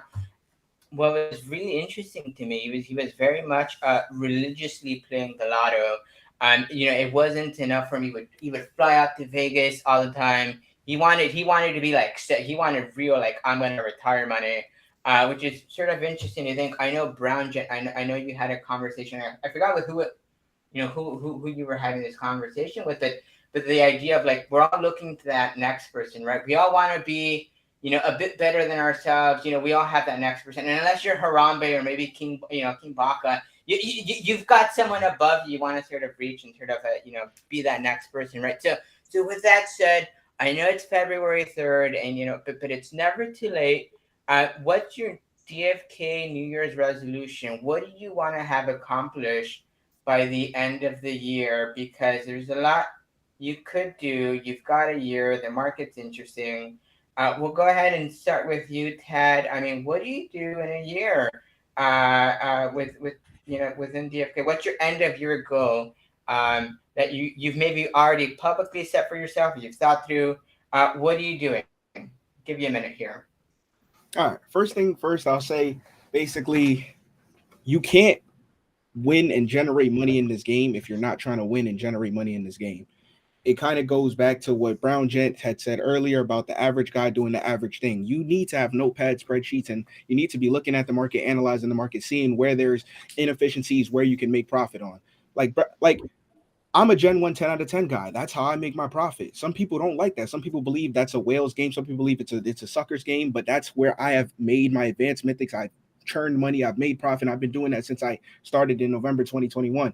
Now, if you with this game, you have to realize what the positive EV for is for certain things, and you have to basically do that. My goal right now is 1,500 heroes. I never thought it was possible until the first raffle. I won 2 Gen Zeros in the first raffle. I won the duels raffle where it was only 6 people that won. I won a Gen Zero from that. And in this recent raffle, I won another 2 Gen Zeros. I never could believe that accomplishing that was possible until recently. And that's my goal. Up there, Tad. I love it. And this may be a question we revisit as a discussion because there's plenty more we can all say there for sure. Crypto Baby H, we'll give you a minute. What's your end of year DFK resolution? Trying to differentiate my personal goals versus the guild is very difficult because I would say that my goals kind of aligned with the guild. But I would say guild ideation, DFK adoption, land ownership, banner flag flying, combat squad created, duels learned, and pet oddities gained. Hey, you're keeping it simple. I love it. I mean, a lot was said in 30 seconds. I get points. Yeah, you certainly do. Mosh, I mean, if your goal is in 100 mythic pets by end of year, I don't know what it is. I'm sure you have other ones, but what is your end of year DFK resolution? My goal is to just continue doing what I've been doing right now. I am trying to set up. I want to have 1,000 heroes plus in some farms, making mats, stuff like that. Getting ready for PvP. Continue building my PvP squad. I'm a big believer in taking profit in anything you're invested in. I've steady been taking profit throughout the bear market the entire time. It also has created an ability for me to go out and summon and make monsters and do other things. So mine's more of a machine that is being fine tuned to try to figure out exactly where I'm going. And we need more releases. We need new features. So there's a lot of things that it's hinged on, and I'm not placing my bets completely on any one thing. Obviously, the farm is good for my ecosystem within my game and me building my account. And to end, Mythic Squad is always on my mind, and we got lots of stuff that we got going on there too. I love it. I love it. Brown Gent. I'm intrigued to hear what your end of year goal is. I mean, I'm sure you've got some ambitious ones. I know you're sort of, we're all playing chess. You're playing some sort of like you're Watson here. So, Brown Gent, end of year. What's your goal? What are you doing here in DFK? Yeah, so two things. Number one, community building. So I've been putting together a sort of guild, first decentralized in DFK. Like I said, if they want to kick me out, I have no rights. I have just as many rights as anybody else, which I think is the right way to go with guilds. My ultimate goal, and I want to quote like Vegito from like Dragon Ball Z, quality over quantity. Most important. If you take a look at my Twitter, you probably know what I'm trying to do. I post constant updates on my hero and pet acquisitions, always mythics. And the reason for that is I want 3 mythic heroes of every single class. It used to be 1, but given what we're seeing from WoWie and the skill trees, I want to make sure that I can build that Swiss Army knife. So whenever I need, like when the metagames start forming, because they're not. I know Tad, you mentioned this on the ADFK stream or Bog Sides of the day. People are starting to like pivot and not doing just the basic stuff. People will start responding to metagames, and you need to make sure you have the tools to put you and set you aside. And doing it now is going to help you get there. So that's kind of my goal. Brilliant, brilliant. Dude, I timed you. Extra credit for you're very good about wrapping it up in a minute. I love it. Intern. I mean, there's a lot you can do. I know you sort of mentioned you're maybe at a different pace than some of these other guys. I also don't own a Gen Zero, but I'm just sort of interested. I mean, what you're maybe a very average DFK player like the most of us. I mean, what is your goal? What are you trying to achieve by the end of the year? I found the rest of the responses very uninspiring because they all ignored one thing. PvP is going to be out long before the end of the year. So my answer is simple. I'm going to be rank 1 on the PvP leaderboard. It's done. Oh, how are you going to get there? You gotta give you some extra points. I mean, that's kind of baller. It's The way you ambitious. get there is by I love playing it. first. It's easier said than done, and I know there's a lot of competition out there. So best of luck to you. I just want to point out one thing. This is a hot take show, and most everyone else said that they're going to keep doing more of the same. So I don't know. Well, let's just say something. I call people out, and the first answer for the hot take, and got no extra points for that. Yeah, So, yeah, I agree with you. I'm on your side Same here. for me. Same. I'm not saying I should be ahead of you. I'm saying we should both be higher. Yeah, minus points for the two of you just because I can. No, but I mean honestly, it's interesting to think of PvP. I mean, right? That's the end goal, right? PvP is potentially one of those end goals. If you're into the game for the sake of the game, being number 1 is no shame. I mean, hey, it's a great ambitious goal. But friends, I mean, I'm sure you've got some. You we said it earlier. You guys are no longer the non-well podcast. You've had some ambitious 2022 goals. What's your 2023 goal? Yeah, 2022 was good. 2023, I think just to make more friends like the people on the stage and in the chat, keep growing that community. But no, also PvP is a big thing. Very excited about that, preparing for that. But one thing I want to do in 2023, and I hope this doesn't get taken the wrong way, I want to take a lot of money out of DFK and do some things in my real life, right? The bull market is going to come, and it's going to feel like Jewel will never go down again. Everything goes down again. It always happens. Just take some off on the side. I love it. Bravo. You're getting a bravo from the intern here, and it's such a And you're right. I mean, it's one of those things that could easily be misconstrued, but isn't that the goal? I mean, we're all lying to ourselves here if we're not saying at the end of the day you want it to be profitable and you want to not be. For me, I'm tired of being everyone's exit liquidity. You know, I sort of You and me I'm both. brilliant. I'm brilliant, Brown Gent. You know, I'm great. I've got a great strategy for anyone wanting financial advice. You buy high and you sell low has been my strategy. And I can tell you, it's not been a very successful one. This is sort of that first time I've I've stuck around and I've said, hey, enough is enough. I see a project I like, and I think it's going to do some great things. With that said, we've got about 10 minutes here that I'm available to sort of stream for. I know there's some interesting topics of conversation we want to maybe revisit, bring back. We'll do points for those. Try and give some time. Sort of interject. We'll try and do it civilly. We'll see. I do have a mute button. If anyone's hogging the mic, we'll go ahead and use that here. But Brown Jen, I'll start with you because I know you wanted to sort of touch up on some of those topics mentioned. You talk lands, you talk Gen Zeros, 10 of 10 Gen 1. Sort of a spin, we're winging it here, but let's go ahead and sort of elaborate on what you were talking about or wanting to talk about. Sure. So I want to refute what he was saying about you. You're talking shit about Gen 1 10 of 10s. I've made heroes out of Gen 1 10 of 10s that I've sold for 30,000 crystal. So you can yeah, but make you're the luckiest crazy person in the shit. world. Okay, You're like, I'm not the you person. make stuff. No, I'm not. Look You're at not the look at person I Tad would down there. He consider to smashes be like the buttons too. epitome or the epitome. Sorry, of No, like people always say that to me, but I smash the hell out of buttons, bro. Like, okay, like you have to. It's trial by fire, and I agree with you. a hundred I'm gonna look at everybody summons. else though.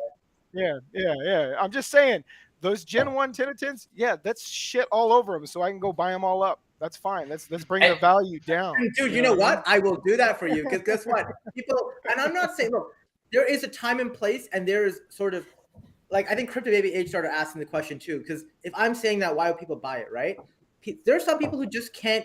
They don't have the liquidity for a Gen Zero, right? So in those situations, I say, yeah, 100%. If you want to get your summoning itch done, you can't summoning with Gen 1 10 out of 10s is not the worst.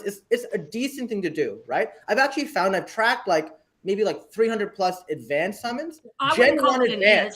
I would call it a actual liquid revenue stream that has been very lucrative for me. I mean, I've been able to support our guild entirely, almost autonomously, and there's 400 people in there. So, I mean, and it's not coming from my personal wallet. It's coming from my summoning skill and the Gen 1 1010s. So I'm not disagreeing with you. What I'm saying is Gen 1 advanced 5 out of 5s are way more profitable than Gen 1 10 out of 10s. And I've done the research. I couldn't afford it. That was my point, and you pointed it out. So when I first came in, I was just starting my new job. I couldn't afford a Gen 1. I couldn't afford it a Gen 0. I'm gonna jump in here. I totally agree with Brown. I still don't have Gen 0s. I'm not talking about Gen 0s. I agree with Brown Gen on this one. Yeah. Gen 1 5 of 5s are better than Gen 1 10 of 10s. Absolutely, because this is actually one of their teachings of Styx. And stages and dragoons and see the thing is, I agree with Styx intern. My whole thing is people make statements.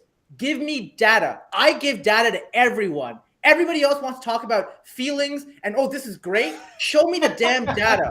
Because if you don't show me data, check your DMs. Check your DMs. Hey. I'll send you my OX and my Twitter I used to get there.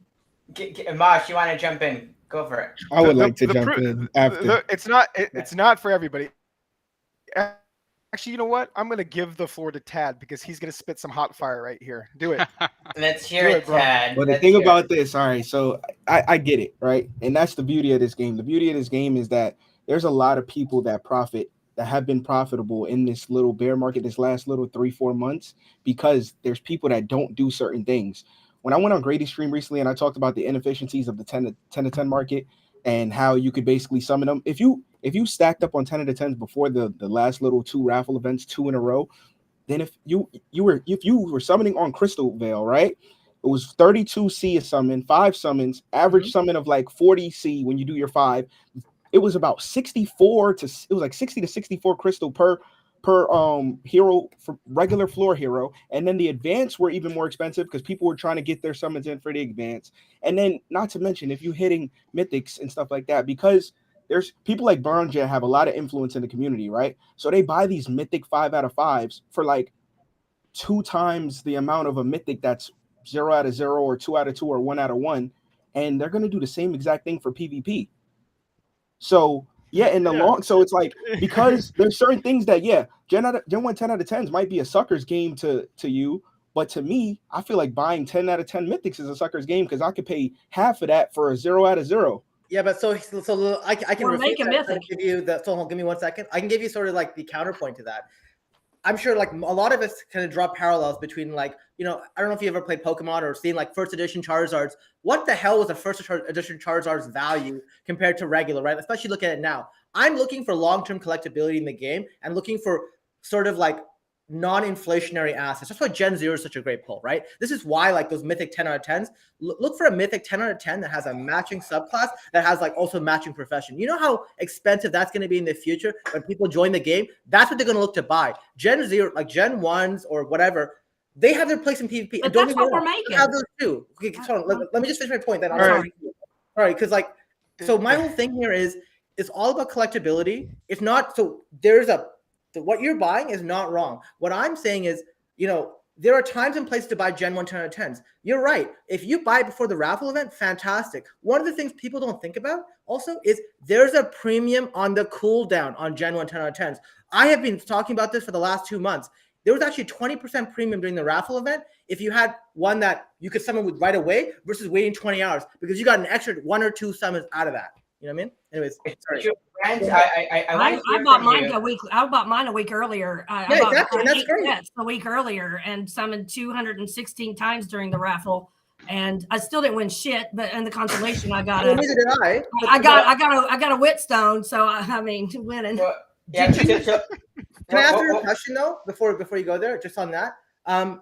You said you were buying Gen 1 10 out of 10s. Have you still been buying them around 130, 150, 170 crystal? That's my exact point. This is my answer. No, sir, I have not, because I had 12 sets before the raffle, and I was down to my 9/9s, my 8/8s, and working through my transactions. But so you agree with me, and I never sell anything, so I have them all still. I know, but what I'm saying is, right now, buying Gen 1 10 out of 10s is not profitable because it costs 60 crystal technically to make. I'm not doing that now. I'm working on my advances. I'm working on my elites and my double advances that I got when I summoned my first.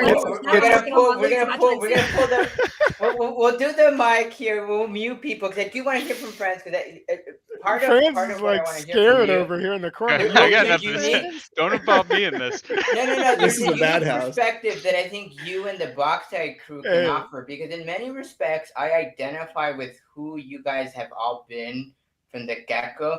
Because like you guys, jokes aside, you guys were non-wells, and yes, RNG. There's been some Gen Zeros that have been won. But the way you've come up the ranks and done, you are where you guys are, as a collective group, is because you've been sort of hustling on the background. I've heard this, I've seen this, I've seen what you guys have been doing, and it's sort of interesting. I mean, the average player, yes, a 10 out of 10 sort of Gen 1 is maybe not the ideal hero, and maybe that's what you're trying to get at, Brown Jen, and the preferred hero based on sort of the numbers, if you break it down, would be that that 5 out of 5. But for the average little guy, I mean, can you sort of maybe recite what you've done, sort of your journey to where from where you've come to where you are, and sort of maybe offer perspective on is 10 of 10, 5 of 5. What was your strategy? How did you get to where you guys are all? Yeah, so I mean, I think it's a good point, right? That we're all kind of coming at this from different perspectives and different kind of stack sizes, right? Obviously Gen 0 is our best, but a lot of people are priced out of them. I'm trying to remember back in the day what we would do. I know it was a lot of Gen 2 summoning and Gen 3 summoning. And actually today I was looking at the tavern and I picked up 2 Gen 2s that matched. and it was about 60 crystal each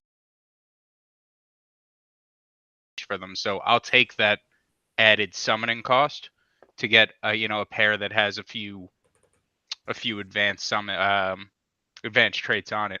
But I think overall it's everybody kind of knows their stack and their game plan the best. As long as you have a game plan and you're not just kind of tossing them in, then I think you're good to go. If you have the money, toss them in, have fun.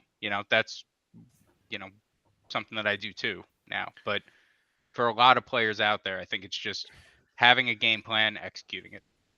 And maybe that's part of the lesson. And I think to clear things up, to give you an opportunity, Brown Gen, I think it should be said, by no means are you ragging on people who are buying those 10 of 10s, Gen 1s. You're not doing that. And that's sort of, no, absolutely optimal, right? So like, because this all comes back to exactly $10,000, right? If you have $10,000, you can now buy a Gen Zero. That's not. I'd say like 99.9% of people don't have $10,000 to put into this game.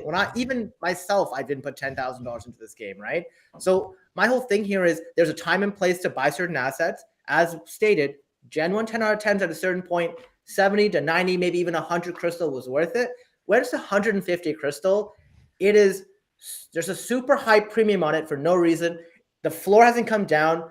Let supply just accumulate. If people let supply accumulate, the prices would come down eventually, right? But because it hasn't, I have been almost making like 60 to 100% on every one of my Gen 1 summons, right? Like Gen 0. But there is a reason though. The reason why you're saying there is not a premium, my bad, Marsh. Let me just interject real quick. No, go ahead. Because the reason why there is a premium is because of, look at the items. If you go to the item chart from 3 months ago, before the first raffle event, before dark summoning, the items, because of stones and because of the amount of summoning that has increased off of these raffle events, even going into now, all the items are up 30 to 50%. The reason why the Gen 1s are still so high is because the items are so expensive. The reason why you have a 150 floor hero bot, the way you play, I watch your videos a lot, and the way you play, you probably would have just took those floor heroes and sold them for mythic 10 out of 10s. But because you see the value in the tiers, the items and everything, that's why you probably kept the floor heroes. People are doing that and they're building their floor hero armies by themselves because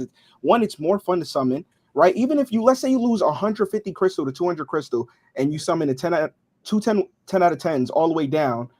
Let's say you lose 300 crystal and you get absolutely unlucky. Take the luck out of it. Mm-hmm. It's more fun for the average player to burn $30 right now because 300 crystal is not that much than just buying up the amount of floor heroes you could have bought summoning the 10 out of 10s, right? So because right now we've seen Gen 1 10 out of 10s drop since the raffle, and that's because if you look at the items, tiers have dropped. All the items are dropping right now. More people are buying Jewel. Jewel is up. People are trying to right now. All right, so if we get a pump right in the market, just real quick, I'm gonna wrap it up. If we get a pump in the market, what's gonna happen is Jewel is gonna rise because Jewel is king, right, in this ecosystem. It's always proven to be. So Jewel is gonna rise. People are gonna be selling items, selling heroes, and dumping it on the market. Good heroes, bad heroes, everything to try to get Jewel to try to catch the pump. And it's going to happen. You can already see it in the ecosystem. Items are down right now, and then Gen 1s have come down since the raffle as well. I do want to hear from Mosh on this one because you're probably one of the few people on this stream, maybe the planet, where you're saying, hey, you know what? A Generation 8 I'm buying it all day as long as it's got some of that orange on it, right? What do you call it? Some of that mustard. So I don't typically buy heroes. I make them. I buy ingredients, dude. I buy ingredients and I don't buy high gens, but I will go up to like 2 or 3 if I'm doing it. But here's my point right here is yes, everybody wants Gen Zeros. I feel like Gen Zeros is kind of a status symbol too. And anybody would be wise to get some. But if I were to pick right now, somebody said I have 1,000 Gen 1 10 of 10s or a matching pair of Gen Zeros, which one am I taking? I'm taking the 1,000 Gen 1 10 of 10s, and I could end up by the end of the year with 4 to 6 Gen Zeros. You can make so much fucking more money right now at a Gen 1 10 of 10s than waiting over a course of a year for your return to come on those Gen Zeros. Yes, it would be wise if you believe in the game to have Gen Zeros, but I'm taking that 1,000 Gen 1 10 of 10s every single time because I know I can turn that into money cold hard cash profits immediately. And I'm seeing a divergence in two different strategies, right? I mean, it's kind of apparent. And I know Brown Gent, you've mentioned it time and time again. Yes, DFK is speculative. It's a micro cap coin, right? Or micro cap sort of project, but in many respects, you're playing it the smart, safe way, right? Where you're making safe investments. You are taking those gambles, but they're strategic in nature. Whereas you, Mosh, you're playing this. Hey, you know what? You're not going to win, Bet and you're big, asking win us to big. take those gambles. Yeah, Right, but exactly. can I respond to that though? So like, because here's the Bigger thing. risk. I did a summoning Right. raffle where I did 179 summons. Where do you think the money for that came from? I went and bought a bunch of Gen 1 Gen 10 out of 0, 10. yeah. That's right, exactly. I funded all that. So there are times where it's worth it, right? Like there's a raffle. I want to win I didn't win a Gen 0 from that. I won it from the S Jewel. But guess what? I want to put myself to get extra incentive. And yes, when certain assets are overpriced, I think Franz was talking about this, you take profits, right? That doesn't mean I necessarily take profits out of the game in that sense, because right now I believe DFK is sort of undervalued.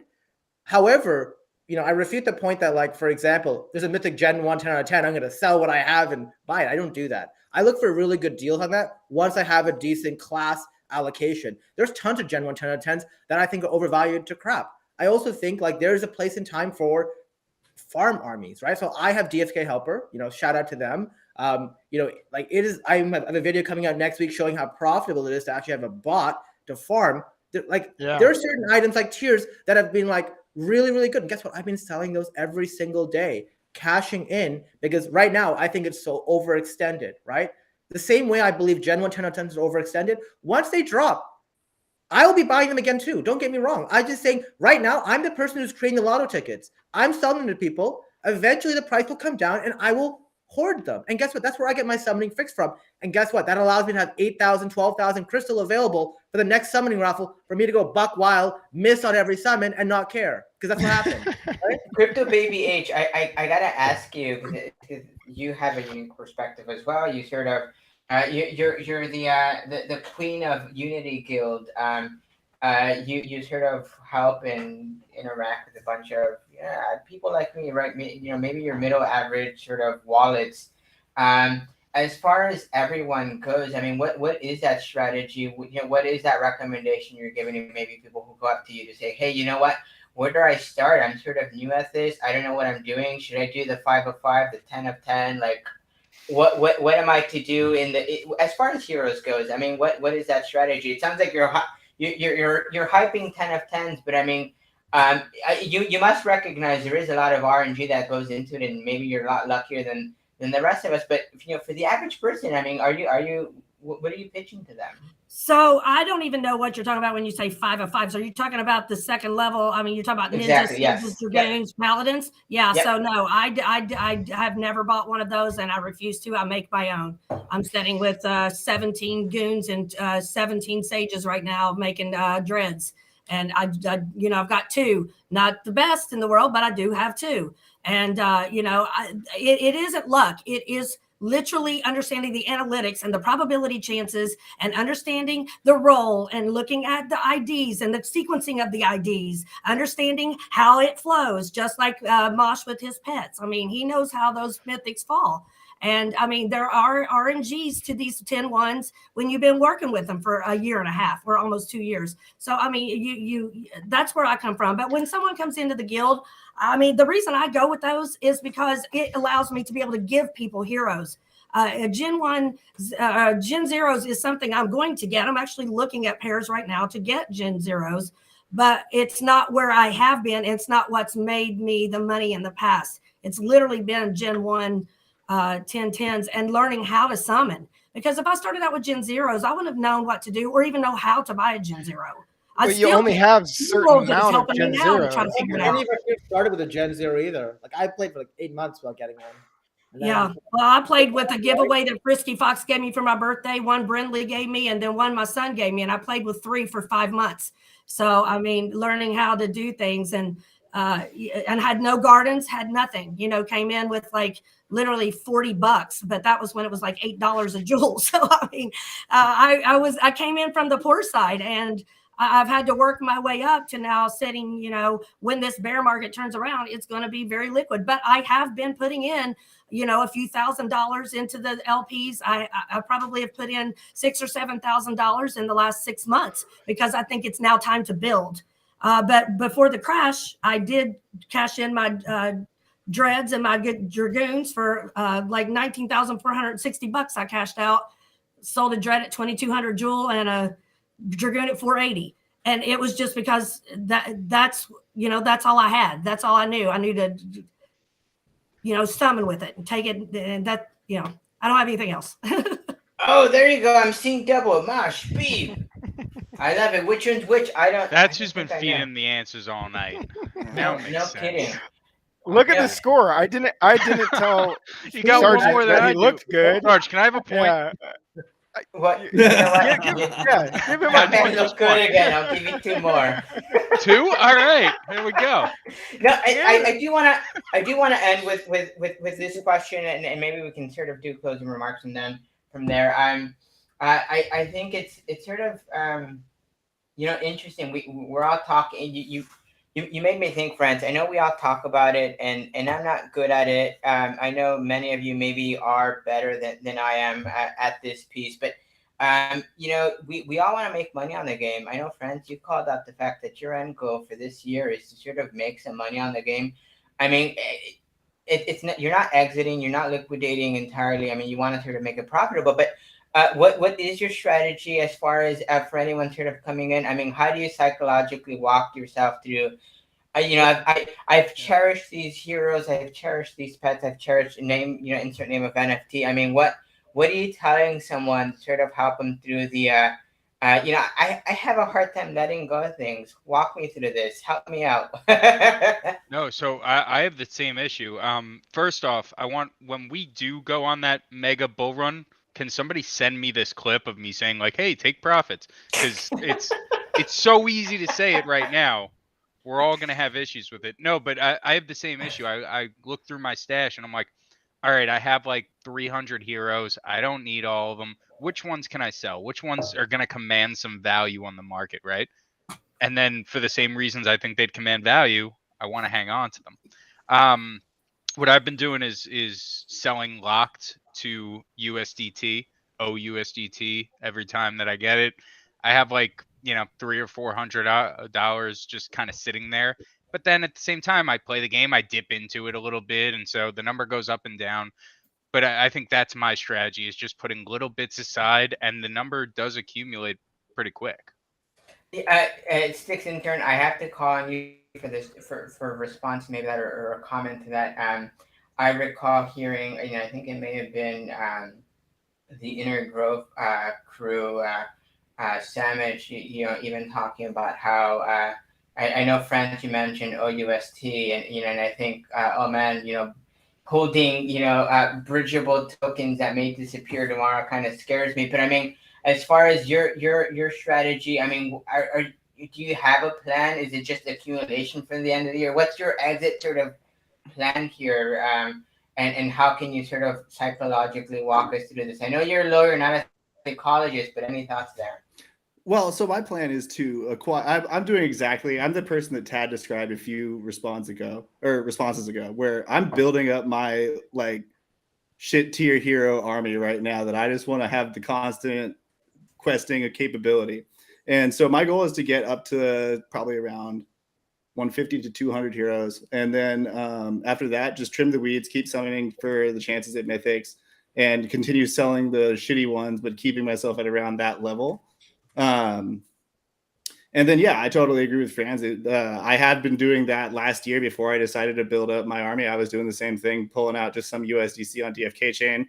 With respect to like the risks of bridging, I mean, I think you really get that on both DFK chain and Clayton. So it's just, which one do you trust more? And, I mean, I have my answer there. It's DFK chain, but like, that's just because Orbiter Bridge isn't Clayton. It's something different, nothing against them. I don't know any reason to doubt them. It's just, that's the way I weigh it. But yeah, the goal is like, take advantage of the next bull run, set up a bot to send myself a clip of me saying this, like Fran said. Get in the mind state now. Say that again, Marsh. I'll give you the floor. Say that again. Said if you're always in the mind state of take profit and you do it on a regular basis, you don't have to remind yourself later. If you're invested in something, even in a bear market, you can make money. Like, believe me, you can make good money. I take plenty of profits out every month, and I don't put money back into the game. I use what I create and the value that I create in the NFTs and build within, and I steady take profit every month.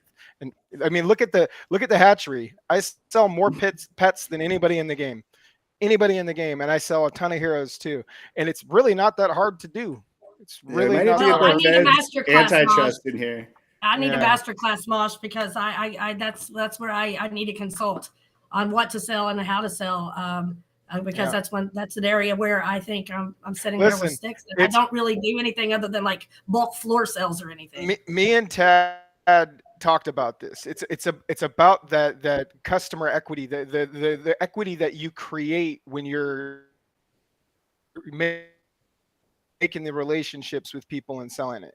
If you can sell quantity at a 10% discount on floor on a regular basis, and when you hit on those special things, take your profit way higher on those, you're going to have tons of customers coming back, tons of people freaking seeking you out before you can even seek them out. It's about networking. It's about networking. 100%. I would just give it away. I can't do that. I'd have to sell anonymously on the tavern. I couldn't sell it personally. I'd give it away. I do both. I sell a ton on the tavern and a ton peer-to-peer. I love this, Mosh. A few takeaways from what you've said. Brilliant. If you start now, it'll be easier later. So that's plus points for that. You got points for that. The networking piece, it's so huge in any business, and at the end of the day, isn't this a business? Aren't we all mini entrepreneurs, right? And taking those chances, I suppose. Sometimes it works, sometimes it doesn't. And I know I've heard you, Brown Jet, mention, there are people, and he's not specifically talking about you, Mach, but I'm sure this is true for you, where it's like for every amazing mythic pet you've hatched, you're not showing the 5-10 rugs you sort of hit, right? 2,500 plus hatches, only 60 mythics, guys. I mean, math checks out. We'll go to Crypto Baby, and then there's a battle for first here between Brown Jet and Tad, and I'll let them duke it out here. But Crypto Baby H, I just want to hear from you. I mean, I know you said giving stuff away, and there is a tremendous sort of appreciation. There should be sort of for those of us who are generous enough to give away and sort of sharing those winnings. But at the end of the day, that's not what's making us profitable. I mean, I know you were joking about taking some classes from Mosh, but any thoughts from what you've heard so far that have maybe pushed you over the edge to say, hey, you know what? It's okay to be nice, but it's also nice to be profitable. Yeah, you hit the nail on the head. I actually was talking to Spiky a little bit earlier today, and I was just like, what we're doing right now needs to change. I mean, I can see the ROI shifting a little bit with the change in the market. I can start, with the Quester that we're doing, the fees and different things like that. It just, and I've supported it the whole time, but I'm just like, okay, I don't want to be that selfish biatch, but something's gonna have to change because I'm about to migrate myself out of this situation because I am feeling that, it has been a give for me at this point, but my mind has shifted recently to try to look at for me. And I think it's because of PvP. I had to start thinking about my combat heroes. I had to start thinking about developing my stuff more clearly, other than just summoning piles of, heroes that are just sitting there. What are my advances? How do I capitalize on them? What are my main class subclasses? Doing a spreadsheet, breaking it down, color coding it, doing a sort, literally looking at my stuff like in depth today. I mean, I spent all day just dissecting my life on this game, and I'm ready for a different direction. And it is PvP. It is, it literally is taking capitalization on all of those amazing double advanced, triple advanced heroes that I've set in there that I didn't even know I had. Found an elite Dragoon yesterday that I didn't even know I had.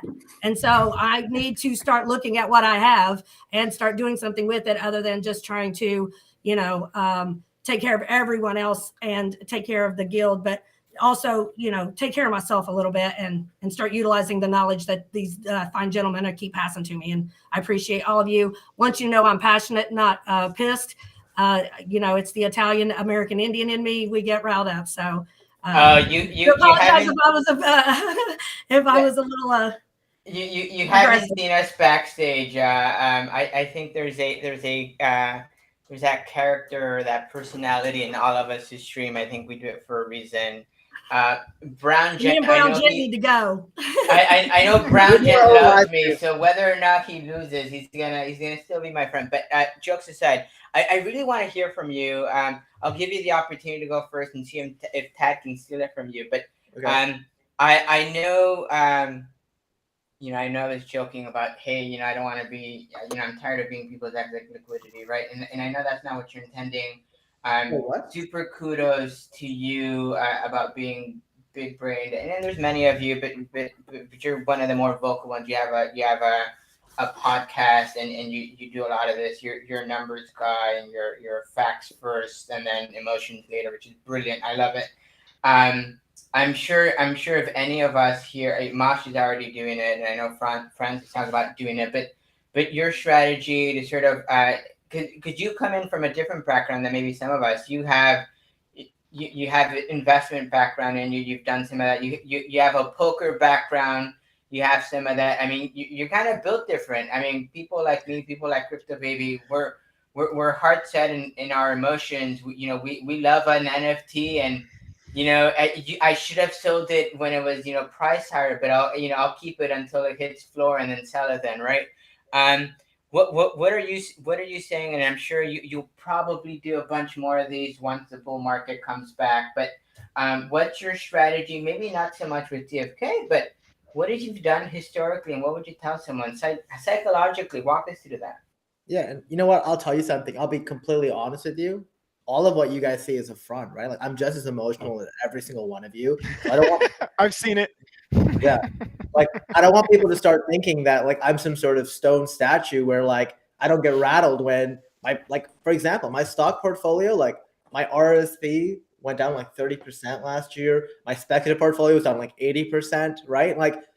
Yeah, I take profits, but guess what? You also believe in certain things and you want to hold it when you believe in it, right? And I think part of the challenge, and DFK is an example. It's so hard for me to keep cash on the sidelines because I look at some of these assets and go, this is so undervalued to what I think it should be.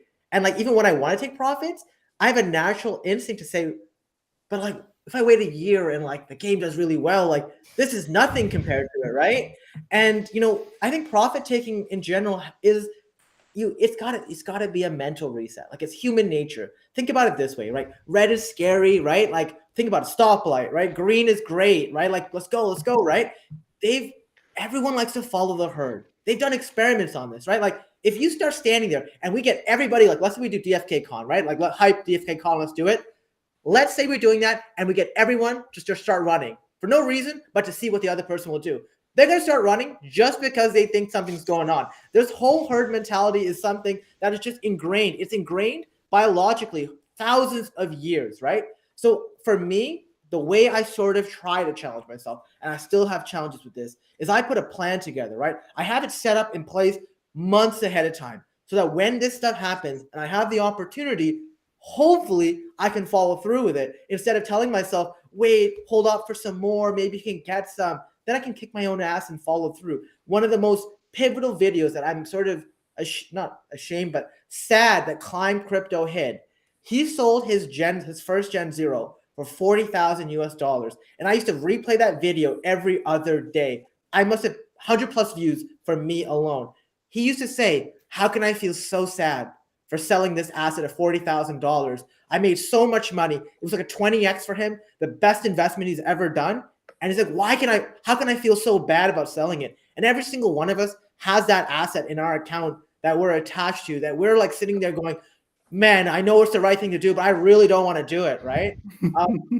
So that being said, I think it's important to take profits seasonally. So like right now, like Mosh alluded to this, Mosh is one of my suppliers for my mythic pets, right? Him and his brother. the reason I'm buying them right now is I fundamentally believe they're undervalued. Whether or not people agree with me, so be it.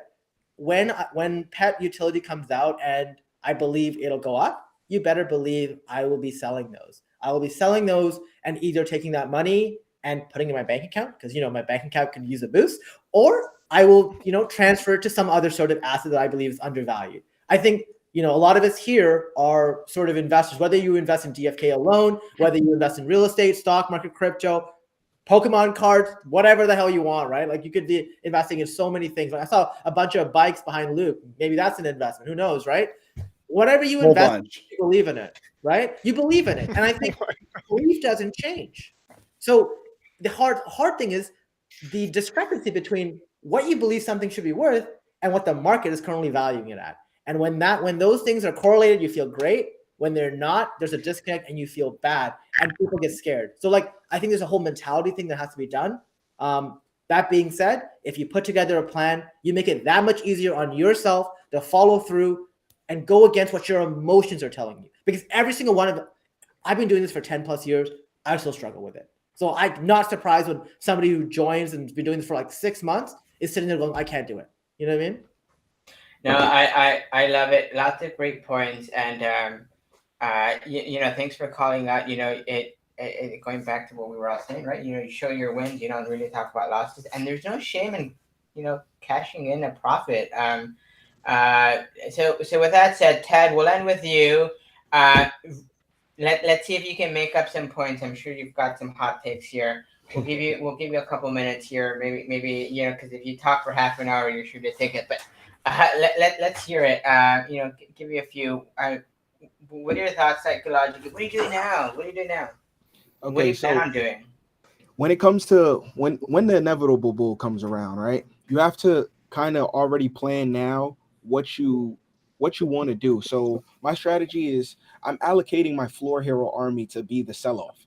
Right now, floor heroes are around $5 to $7 USD. I don't level them because you can look at when you level them. If you level them to level 10 or level 9, whatever, I think the bull is going to come anywhere from 6 months to 12 months. So I'm not going to get them that high, probably level 7, 8.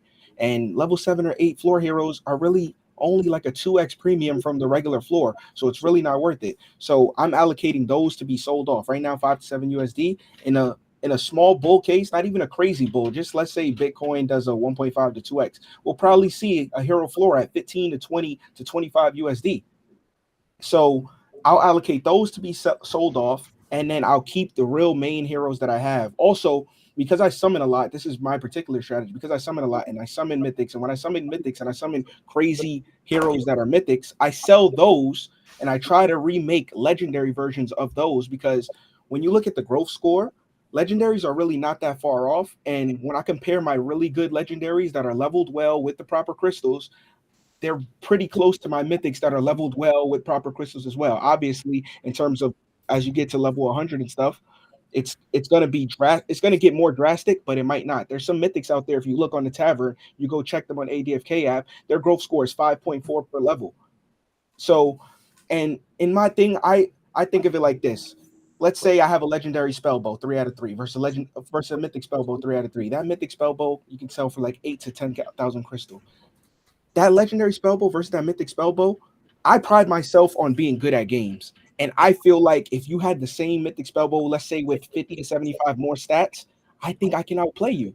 And me taking that 8 to 10,000 crystal is going to allow me to make even more opportunities to make more crystal and take money out the game. And it just comes in terms of like opportunities. More crystal equals more opportunities equals more relationship equity. And it's the reason when you build relationship equity, like Marsha is saying, it's the reason why I was able to get a Gen 0 match recently with a 3 advanced ability and a Legionnaire Scholar. So now it's because I built up equity.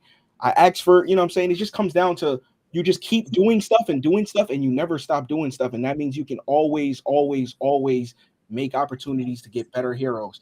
And I'll add this to chime in. The reason why I say dark summoning is the best, because when you run out with 0 summons and you're going to go dump them on the tavern, for the most part, it's probably better to dump them on the tavern if you're an average player. But if you're an average player, you're going to get average results, right? I'm gonna take those 2 rares and I'm gonna dump them in the pit. And when I do pop the mythic, sometimes I don't. But when I do pop the legendary or mythic, that's 8 to 10,000 crystal if it's like at a elite plus. And that's what I think, and that's my strategy for the game. Can I just add real quick? So when he says that he doesn't need a mythic, he'll outplay you. 2 days ago, this guy won the Fight Club tournament. So like, money where the mouth is type of thing. Yeah, no, for sure. And I want to give you these 2 points. But I want to end with this. Great points there, Ted. I have to give the edge to Brown Jen on this one, not because he's gonna cut me deals in the future, Matty Pask. But I think what it comes down to, BG deserves it, man. Brown Jen is smart, man. He like he always says, he does the calculations, right, via spreadsheets, right? And some people do that way. Some people are more mental, and we need that logic, though. He can show you the exact stats. Some people are based off of metrics.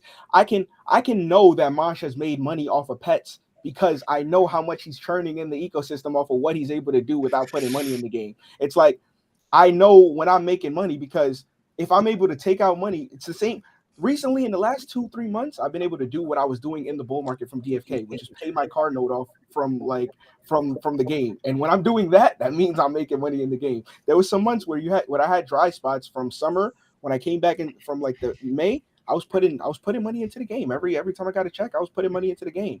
But the last 3-4 months, yes, I've been profitable because I know when I'm profitable. But like BG says, he's always going to be great at this game because he breaks it down in spreadsheets and numbers for you, and it's good for videos because you're able to see exactly what you missed. If this month you're down 1,800 crystal, but you have a couple good heroes to show for it, you might not feel like you're really down like that. So that's why, yeah. That's why this game's so great. I mean, there's so many different angles to play. There's so many. BG is a goddamn machine. Okay, I've seen him in action. Like, he's not human. He's AI for sure. But there is so many different alleyways and angles that you can approach this, and you really don't need a whole lot to start certain machines. You can start a summoning machine with less than $500. You can start a pet machine with less than $500. There's lots of different ways to make money in this game other than the traditional what they're building. While they're building, you can make money for sure. Yeah. No, and I would normally end at this point with asking for closing remarks, but I swear if I do, we'll be here another hour, and I don't know that my wife wants that.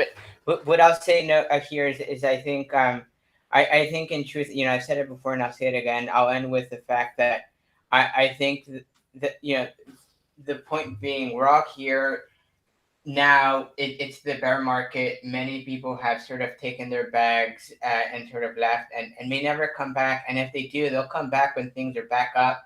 I think we're all big brain for sticking around and sort of seeing the project for what it's worth. There's many things to love about it, and Mosh, you're so spot on. I mean, the fact that there is the community aspect in Crypto Baby. I know you're sort of running that piece. The dark summoning piece. There's just so many ways to sort of make a profit here. I mean, it's ridiculous.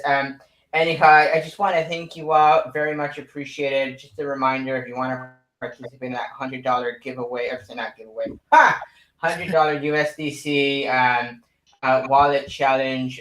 It's starting now if you're not already up and doing it, and we'll reconvene in a month. I want to thank all my guests. I really appreciate it. Brown Jen, who are you repping? I can't remember. I think it was Vibes. Vibes sounds right. I'll go back and check. But we'll connect Vibes.